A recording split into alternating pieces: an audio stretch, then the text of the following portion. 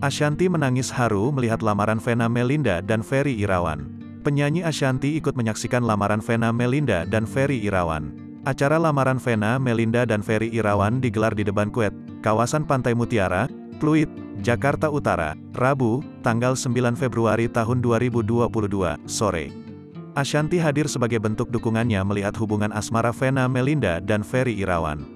"Saya dan Mbak Vena berteman baik. Aku hadir karena saat mereka menikah, aku nggak bisa datang," kata Ashanty yang senang mendengar Vena Melinda akan dinikahi Ferry Irawan. Vena Melinda telah menyandang status janda sejak 8 tahun lalu setelah bercerai dengan Ivan Fadila. "Saat Mbak Vena dan Ferry Irawan dekat dan siap menikah, aku ikut bahagia," ucap Ashanty.